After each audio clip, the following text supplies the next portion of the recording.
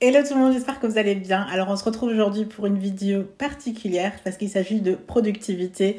Et parfois quand on a envie de tenir ses routines soins, avoir un joli look, aller au travail, avoir un petit projet à côté, avoir une vie sociale, qu'on a envie de toutes ces choses, faire les courses, nettoyer la maison. Je sais que certains d'entre vous ont des enfants aussi. J'ai voulu vous parler de productivité aujourd'hui en collaboration avec Notion. Je suis trop contente parce que quand ils m'ont approché, je me suis dit bah bien sûr, ça fait 4 ans que j'utilise vos applications. Du coup, c'est tout à fait normal pour moi de parler de vous. Et c'est vraiment ce que j'utilise depuis 4 ans. Et si vous ne connaissez pas Notion, c'est en fait un outil que vous pouvez utiliser soit sous forme d'application ou utiliser sur un browser du web, que ce soit Google Chrome, Safari, bref, Mozilla. Peu importe ce que vous utilisez, vous pouvez l'utiliser sur votre tablette, sur votre ordi, sur votre téléphone. Bref, c'est synchronisé un peu partout et c'est blanc comme une page et vous pouvez tout customiser comme vous voulez. Et comme aujourd'hui, je vais vous montrer les coulisses de ma productivité, je ne vais pas me considérer comme la nana la plus productive, mais j'ai pas mal de choses à faire au quotidien. C'est un peu ma manière de rester organisée, d'avoir un aperçu sur tout. Et si ça vous intéresse, bah, c'est parti pour cette vidéo. Alors personnellement, pour m'organiser, j'utilise mon carnet, j'utilise mon calendrier et j'utilise Notion. J'ai les 3 outils ouverts le matin pour avoir un aperçu de tout, de ma semaine, de mon mois, de ma journée. Et chaque outil, le matin quand c'est ouvert, a un objectif particulier. Le carnet, bien sûr, j'aime bien tout noter à la main et au cours de la journée, j'aime bien checker les choses, les to-do list en fait à la main. Ça me donne un petit sentiment de satisfaction. Et bien sûr, mon calendrier où je mets les événements pour qu'il y ait des notifications, pour que mon téléphone sonne, pour que ce soit synchronisé si ça doit être synchronisé avec quelqu'un. Et le plus important, je trouve, ce sont mes objectifs qui, eux, sont dans Notion justement parce que je peux avoir beaucoup de références, beaucoup d'images, etc. Je peux vraiment le connecter à plusieurs choses et c'est vraiment la particularité de Notion. Et j'ai envie de vous montrer un peu les coulisses de mon Notion maintenant. Bienvenue dans mon dashboard Notion, voilà à quoi ça ressemble. J'aime bien avoir tout sur une première page et ensuite travailler en fonction des petits onglets que je me crée. Donc en soi, ici, vous avez premièrement mes accès rapides. Si vous voyez plusieurs langues, c'est parce que en fait, j'aime bien avoir plusieurs langues, c'est comme ça que je réfléchis. Mais bien sûr, vous pouvez tout customiser, vous pouvez tout mettre à votre sauce. Mais là, c'est vraiment mon dashboard de cette année. Il vient à peine d'être créé, donc tout n'est pas encore rempli. Mais en créant, c'est les langues qui me viennent en premier en tête, avec lesquelles je travaille. Donc, mon dashboard ici, vous avez premièrement mon brain dump. C'est un peu mon deuxième cerveau. Si je pense à quelque chose, à une idée de contenu, à une idée qui me traverse la tête, une information, quand on me dit quelque chose, une citation, en fait, je le mets là-dedans. Et le brain dump, il est connecté à mon téléphone, c'est-à-dire que je peux ouvrir directement depuis l'écran de mon téléphone. J'ai rendu très minimaliste, mais mon brain dump y est et je peux noter toutes mes petites idées dans cet espace-ci et ensuite organiser quand j'ai un petit moment où retrouver les infos quand il le faut. Ensuite, bien sûr, après, j'ai mon calendrier édito, c'est-à-dire tous mes contenus YouTube. Et là, par exemple, j'ai voulu préparer une vidéo résolution qu'au final, j'ai pas faite, mais j'ai un peu parlé de pourquoi je ne fais pas de résolution. Et ce template, je l'ai eu d'un autre YouTuber qui est américain et qui s'y connaît super bien. Donc, vous pouvez mettre le titre de la vidéo. Vous pouvez noter comme vous voulez. Ensuite, vous pouvez mettre le statut, si c'est une idée, c'est en état de recherche, si vous êtes en train d'écrire, le script, que c'est en revue, que vous êtes en train de tourner, avoir le premier tournage, le deuxième tournage, que c'est planifié et ensuite publié. J'utilise la même manière pour poster mes vidéos. Du coup, vous avez les informations principales. Et ensuite, pour vraiment écrire la vidéo, vous avez ici le côté génial avec Notion, c'est que vous pouvez tout mettre comme des templates. Dès que vous avez un template, ça va charger, ça va prendre un petit moment parce que ça va sortir tout un tas de data pour faire votre vidéo finale. Donc, vous avez le résumé de la vidéo ici. Vous avez des idées de titres que vous pouvez noter ici. Vous avez des mots-clés. Vous pouvez mettre les informations du partenaire si c'est en collaboration. Ici, par exemple, d'ailleurs, il y a une faute de frappe. Partenaire. partenaire. Oh my god, je sais plus écrire. Voilà. Si il y a une URL spécifique, par exemple avec Notion ici, tout est dedans et vous pouvez tout scripter. Vous pouvez mettre ensuite pour le deuxième tournage les informations à noter pour le deuxième tournage. Donc je trouve ça très bien fait et je peux en fait travailler beaucoup plus rapidement. De retour à mon dashboard, c'est-à-dire mon accueil en fait. On a vu Projet X, c'est le projet pour lequel je travaille, sur lequel je peux pas vraiment parler, donc du coup je mets un petit chute pour que vous puissiez pas vraiment voir. Et mardi budget, ce sont les mardis où je fais mon budget. J'ai un fichier Google Drive pour ça, du coup ça va directement ouvrir mon fichier Google Drive pour faire mon budget. Donc voilà, j'ai tout de suite accès à toutes les informations et ensuite je peux retourner dans Notion et travailler par la suite sur le reste des choses. Donc, ce qui fait que Notion est ouvert tout au long de la journée pour avoir accès à mes petites choses. J'ai aussi accès à ma liste de shopping parce que parfois je trouve des choses mais je ne veux pas tout de suite acheter. Et j'ai un espace ici pour noter mes coups de cœur. Donc pour les cheveux, il y a pas mal de produits que j'ai envie de tester et je les ai tous notés ici. Et le jour où j'ai envie d'acheter, il me suffit juste de cliquer et de retrouver le produit. Ça, c'est pas mal quand on a pas mal de produits qu'on aimerait essayer. Par exemple, là, j'ai vu une influenceuse qui avait ce sac que je trouvais super beau. J'adore les sacs.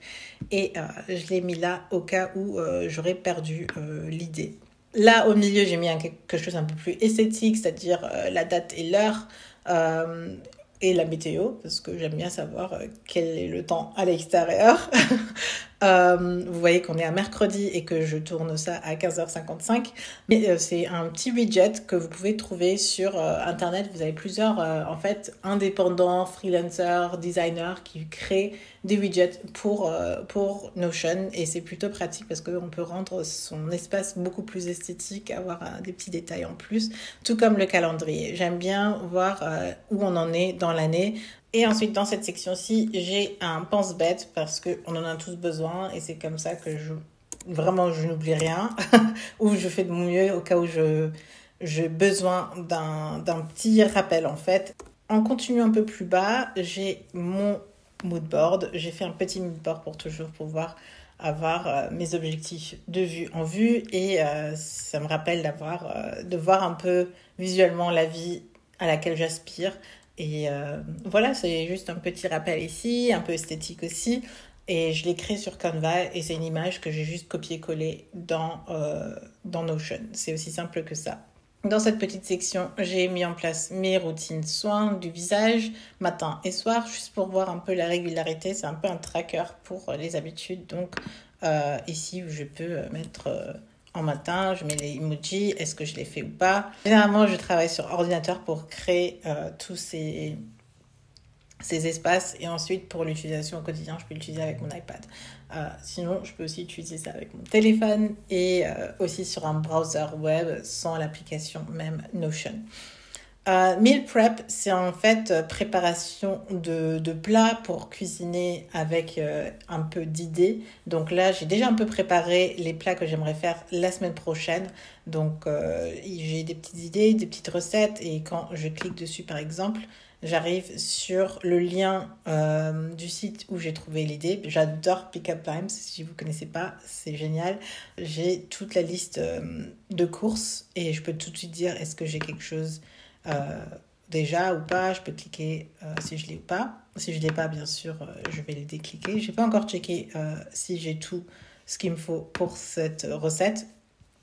Mais en tout cas, quand je vais ici, j'ai les recettes que je veux faire la semaine prochaine et j'ai aussi une liste de courses. Donc, je peux tout de suite cliquer ici et ça me crée une nouvelle page pour ma liste de courses et je peux mettre ce dont j'ai besoin. Ça veut dire salade, tomates, etc., etc. Et le fait que, en fait, cette liste de courses est synchronisée à mon téléphone, je peux le retrouver pendant que je fais mes courses. Et pendant que je fais mes courses, je peux rayer ce que j'achète. C'est génial. Et la colonne de droite, c'est encore une fois le calendrier. Comme je vous ai dit, j'adore avoir un petit aperçu. En dessous, j'ai mes objectifs et un peu le mindset, c'est-à-dire mon état d'esprit. Donc, j'ai des revues hebdomadaires et mensuelles pour checker un peu ce que je pense de ma semaine et ce que je pense de mon mois. Donc comme on est en début d'année, donc j'ai encore rien fait. Et là, je peux ajouter une nouvelle semaine. C'est comme avec les routines, j'ai créé un petit bouton modèle et quand j'appuie dessus, ça m'ouvre une page où j'ai déjà tout préparé dessus. Donc en fait, à la fin de la semaine, il suffit juste de remplir les questions que je me suis préparées pour évaluer un peu ma semaine, pour prendre un peu de temps pour moi et savoir ce que je vais penser de ma semaine. Et à la fin, quand j'ai tout fait, je range ça dans mes archives qui est catégorisé par trimestre pour retrouver en fait mes revues hebdomadaires. Et pareil pour les revues mensuelles, c'est le même principe. J'ai un petit bouton pour appuyer dessus et je tombe sur les top questions que je me suis préparées pour le mois. Et là, j'ai même mis des petites images pour me sentir un peu plus cool. Pareil que le widget horloge et météo, j'ai mis un widget de tableau ou de graphique plutôt pour traquer l'achat ou l'épargne plutôt pour un sac de rêve que j'espère m'acheter à la fin de l'année. Donc en janvier, j'avais quelques petites sous de côté que j'ai mis déjà pour ce projet-ci, ce qui fait qu'aujourd'hui, je peux voir, je suis à 85% de mon objectif, c'est plutôt cool. Et voilà déjà mon petit tableau. Au fur et à mesure de l'année et des mois, bien sûr, je continue à le perfectionner, je continue à l'utiliser et je trouve des petites pages à ajouter. Mais pour le moment, voilà ce que j'ai. Bien sûr, je laisse un petit modèle de celui-ci en barre d'infos pour que vous puissiez le copier sur votre compte et le tester, l'essayer. Je traduirai bien sûr tout en français pour que vous puissiez l'utiliser en français. Mais voilà, c'était déjà le tour pour moi. Et comme je rentre dans ma 4e année d'utilisation de cet outil, les plus grosses leçons que j'ai pu tirer, c'est premièrement rester minimaliste. Ça peut vite être débordant de voir toutes les possibilités qu'on peut avoir avec Notion. Et finalement, avec les années, ce que j'ai décidé de faire, c'est d'avoir un dashboard, donc une page principale à laquelle je me connecte le matin et où j'ai un bon visuel en fait de tout ce dont j'ai envie de voir à premier abord en fait, et ensuite d'aller dans les petits détails. Avant, j'avais des pages et des pages et des pages, je faisais ci, je faisais ça, en fait, ça en faisait trop et j'arrivais pas à voir l'utilité principale que je recherchais. Donc, minimalisme a été ma première leçon que j'ai pu tirer. Deuxième leçon va probablement être le fait de regrouper tout dans un même outil. Le fait de passer plus de temps à la maison, finalement, m'a poussé à vouloir avoir plus de clarté sur tout ce que je fais et d'avoir une certaine visibilité, d'avoir un certain contrôle aussi et de suivi en fait de tout ce que je fais. Et la meilleure solution a été ce que j'avais déjà sous la main. Du coup, j'ai combiné travail, projet perso et vie perso dans un même outil pour séparer les deux, pour utiliser les deux. Et c'est pour ça le matin quand je m'organise, je prends bien sûr tout en compte pour un peu avoir un aperçu et essayer de ne rien oublier aussi. Troisième et dernière leçon revient un peu à ce que je viens de dire, c'est que j'ai pris ce que j'avais déjà sous la main. En fait, j'ai voulu me forcer à utiliser ce que j'avais déjà et l'utiliser encore plus parce qu'il y a la fonctionnalité que ce soit synchronisé avec le téléphone, avec la tablette, que ce soit directement en ligne, que je sois à l'extérieur. J'ai juste à mettre notion.so et j'arrive à mon dashboard et j'arrive à me connecter un peu de partout. Et cette particularité-là, j'ai vraiment voulu l'exploiter un peu plus et être sûr d'utiliser vraiment quelque chose constamment parce que sinon, je peux vite sauter d'un outil à un autre, d'utiliser Notes sur mon téléphone, mais ensuite perdre ma pensée et enfin l'idée que j'avais notée dans Notes et ne pas le retrouver, mais de vraiment me pousser à utiliser un seul outil. Et en fait, le meilleur outil a été d'utiliser cette application-ci. C'est une leçon que j'ai tirée, c'est vraiment prenez ce que vous avez déjà sous la main. En plus, c'est gratuit, donc il n'y a même pas de coût et c'est parfait. Il y a tout ce que vous voulez, vous pouvez tout faire dessus presque. Voilà, vous avez pu voir un peu les coulisses de mon organisation au quotidien. J'espère que ça a pu vous inspirer, que vous avez pu voir un peu Notion aussi, que j'utilise depuis 4 ans, mais j'ai jamais montré en détail quels sont mes fichiers, comment est-ce que j'organise mon dashboard, etc. Si vous avez des questions, n'hésitez pas à me dire en commentaire. Je sais que prendre sa vie en main, faire des outils d'organisation, c'est pas toujours facile. Et il y a toujours l'une ou l'autre chose qu'on aimerait essayer. Mais voilà, je vous souhaite une très bonne journée. Je vous retrouve très bientôt et prenez soin de vous. Bye.